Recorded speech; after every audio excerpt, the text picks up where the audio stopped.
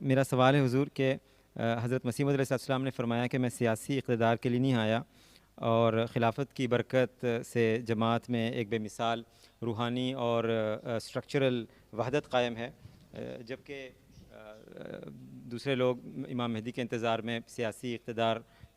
کے انتظار میں ہیں۔ میرا سوال یہ ہے کہ حضور کے مسلمانوں کو مستقبل میں ایک ہی ہاتھ پر روحانی طاقت کے ساتھ ساتھ سیاسی طاقت بھی ملے گی، یا یہ دونوں الگ الگ امور ہیں؟ بات یہ ہے کہ مسیح موعود کی بعثت کا مقصد تو ایک روحانی انقلاب پیدا کرنا تھا، اور جب روحانی انقلاب آئے گا تو دنیا میں جو حکومتیں بھی ہیں وہ بھی، اس کے سربراہ بھی جو ہیں اس سے متاثر ہوں گے۔ اس لیے حضرت مسیح موعود علیہ الصلوۃ والسلام کو اللہ تعالیٰ نے الہام فرمایا کہ تمام مسلمانوں کو دین واحد پہ جمع کرو، اور اس کا مطلب یہی تھا کہ مسلمانوں کو اگر دین واحد پہ جمع کر لو گے، ایک چیز بنا دو گے، تو ان میں ایک روحانی انقلاب آ جائے گا، اور جب یہ روحانی انقلاب آئے گا تو گو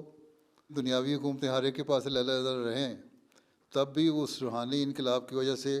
بھائی بھائی بن کے رہیں گے۔ قرآن کریم میں جب یہ لکھا ہے سورہ حجرات میں بھی کہ دو حکومتیں لڑ پڑیں تو ان میں صلح کروا دو، اور جب ان میں صلح کروا دو تو وہاں انصاف قائم کرو، اگر جب صلح ہو جائے تو پھر انصاف قائم کرو، کسی پہ زیادتی نہیں ہونی چاہیے، اور اگر کوئی پھر بھی باز نہ آئے تو پھر باقی سب اکٹھے ہو کے اس حکومت یا اس گروپ کو پابند کرو، اس پہ حملہ کرو، اور ان کو جو حدود ہیں اسلام کی اور شریعت کی ان کے اندر قائم کرو۔ تو یہ مومنوں کے لیے ہے، گو دنیا میں ہر جگہ یہ اپلائی ہو سکتا ہے اصول۔ تو بہرحال یہ اصول بتاتا ہے کہ اللہ تعالیٰ کو پتہ تھا کہ ایک وقت آئے گا، اس وقت تو ایک حکومت تھی نا، زیادہ سے زیادہ قبیلے تھے، اور قبیلوں کو اکٹھا کر کے رکھنے کا ایک مقصد تھا، پھر بھی ایک حکومت قائم تھی، لیکن بعد میں حکومتیں ہونی تھیں۔ جب ساروں کو کہا کہ مختلف حکومتیں ہوں گی، اگر کوئی زیادتی کرے حکومت دوسری حکومت پہ جو سیاسی لحاظ سے ہو، تو باقی اکٹھے ہو کے اس کی زیادتی کو روکیں۔ تو اس سے یہ ثابت ہوا کہ حکومتیں جو ہیں دنیاوی حکومتیں وہ علیحدہ علیحدہ رہیں گی مسلمانوں میں، لیکن روحانی سربراہ ایک ہی ہوگا، اور وہ حضرت صلی اللہ علیہ وسلم کی پیشگوئی کے مطابق مسیح موعود اور مہدی موعود ہی ہوگا، اور اسی بات پہ ہم یقین رکھتے ہیں، اور یہ نظام جو ہے خلافت کے تحت تا قیامت چلتا چلا جائے گا۔ اور جب مسیح موعود کو ماننے والی حکومتیں ہوں گی تو آپس میں گو ان کے نظام علیحدہ علیحدہ ہوں گے، ہر علاقے کے لوگ جس طرح قبائلی سردار ہوتے ہیں علیحدہ علیحدہ،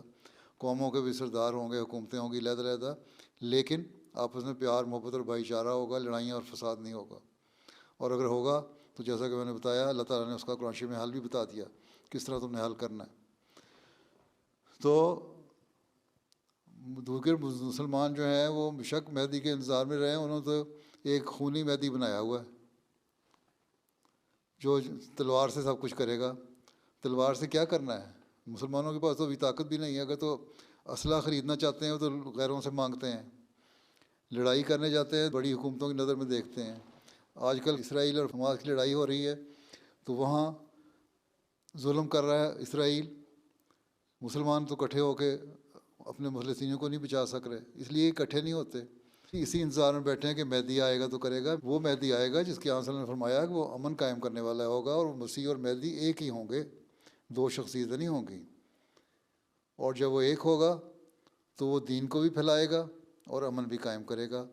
اور پیار اور محبت اور بھائی چارے کی تعلیم دے گا۔ اس اصول کو اگر مسلمان سمجھ لیں اور اکٹھے ہو جائیں تو جو اللہ تعالیٰ نے بھیجا ہوا ہے قرآن شریف کی پیشگوئی کے مطابق کہ وہ آخرین منہم لما یلحقوا بہم، جو تمہارے میں ابھی لوگ شامل نہیں ہوئے وہ بھی اسی طرح ہوں گے تمہاری طرح، وہ وہی لوگ ہوں گے جو مسیح موعود اور مہدی موعود کو ماننے والے ہوں گے اور امن اور پیار کی تعلیم دینے والے ہوں گے۔ اور آن وسلم نے حضرت سلمان فارسی کے کندھے پہ ہاتھ رکھ کے فرمایا تھا کہ ان لوگوں میں سے ہوں گے، فارسی نسل ہوں گے یا غیر عرب ہوں گے، ان میں سے آئے گا۔ یہ نہیں فرمایا کہ ہاں اس وقت ایک شخص تو آئے گا جو دین پہ قائم کرے گا تمہیں، دوسرا شخص آئے گا جو تمہیں تلوار سے تمہارے دین کو پھیلائے گا۔ نہیں، تلوار سے دین تو پھیلانا ہی نہیں، کیونکہ بخاری میں